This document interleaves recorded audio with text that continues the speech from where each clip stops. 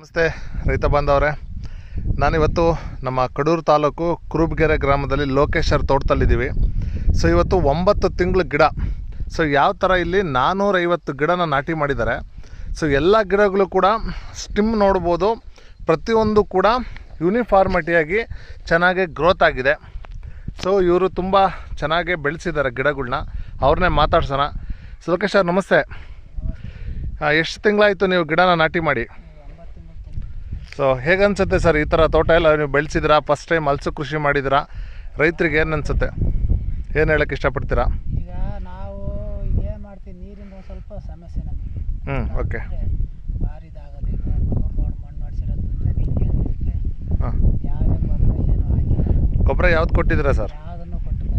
ನಾವು ನಿಮಗೆ ಯುಮಿಕ್ಕು ಸೀವಿಡ್ಸು ಕೊಟ್ಟಿದ್ದು ಮಾತ್ರ ಹಾಕಿದ್ದೀವಿ, ಅದನ್ನು ಮಾತ್ರ ಪೂರ್ತಿ ಹಾಕಿದ್ದೀರಾ?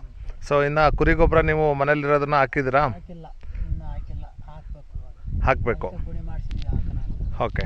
ಸೊ ಈ ಥರ ತೋಟ ಬಂದಿರೋದು ನೋಡಿದರೆ ನಿಮಗೇನು ಅನಿಸುತ್ತೆ ಸರ್? ಇಲ್ಲ, ಪರವಾಗಿಲ್ಲ, ಚೆನ್ನಾಗಿ ಬಂದೈತಿ.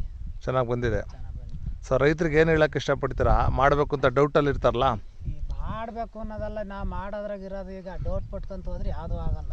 ನಾವೇನು ಮಾಡ್ತೀವಿ ಅದೇ ಆಗೋದು. ಓಕೆ. ಸೊ ತುಂಬ ಖುಷಿಯಾಗಿದೆ ನಿಮಗೆ. ಸೊ ಟೋಟಲು ನಿಮ್ಮ ಅಣ್ಣ ತಮ್ಮಗಳೆಲ್ಲ ಸೇರಿ ಎಷ್ಟು ಎಕರೆ ನಾಟಿ ಮಾಡಿದ್ದಾರೆ ಸರ್? ನಮ್ಮ ಈಗ ಅದೊಂದು 6.5 ಎಕರೆ, ಇದೊಂದು 3 ಎಕರೆ, ಅಲ್ಲಿ 9 ಇದ್ರೆ 10 ಎಕರೆ ಲೆಕ್ಕ ಮಾಡಿದ್ವಿ. ಸೊ 10 ಎಕರೆ ನಾಟಿ ಮಾಡಿದಿರಾ? ಅಂದರೆ ಈ ಅಡಿಕೆ ಗಿಡನ ಕಿತ್ಬಿಟ್ಟು ನಾಟಿ ಮಾಡ್ತಾರೆ. ಈ ಕಡೆದು ಇದು ಪಕ್ಕದಲ್ಲೇ ಎಷ್ಟು ಎಕರೆ? ಇಲ್ಲಿ ಒಂದು 6.5 ಎಕರೆ ಮತ್ತೆ ನಾಟಿ ಮಾಡೋಕ್ಕೆ ರೆಡಿಯಾಗಿದ್ದೀರಾ. ಸೊ ನೋಡಿ ರೈತ ಬಾಂಧವರೇ, ಕಳೆದ 9-10 ತಿಂಗಳಿಂದ ಇವ್ರನ್ನ ಭೇಟಿ ಮಾಡಿಬಿಟ್ಟು ಮಾಡಿದಂಥ ಬೆಳೆನ ಖುಷಿ ಪಟ್ಬಿಟ್ಟು ಇನ್ನೂ 6 ಎಕರೆ ಅಡಿಕೆ ಇದೆ. ಇದಿಲ್ಲ ಅಡಿಕೆ ನಾನು ಬೆಳೆಯೋಕ್ಕಾಗಲ್ಲ, ಈ ಥರ ಹಲಸನ್ನ ನಾನು ಇಲ್ಲಿ ಬೆಳೀತಾ ಇದ್ದೀನಿ ಅಂದರೆ ತುಂಬ ಖುಷಿ ಪಟ್ಬಿಟ್ಟು ನಾನು ಇನ್ನೂ 6 ಎಕರೆ ಮಾಡೋಕ್ಕೆ ರೆಡಿಯಾಗಿದ್ದಾರೆ. ಸೊ ಅವರಿಗೆ ನಮ್ಮ ಫ್ಲೋರೋಜಾ ಕಂಪ್ನಿಯಿಂದ ಸೊ ಒಳ್ಳೆಯದಾಗಲಿ.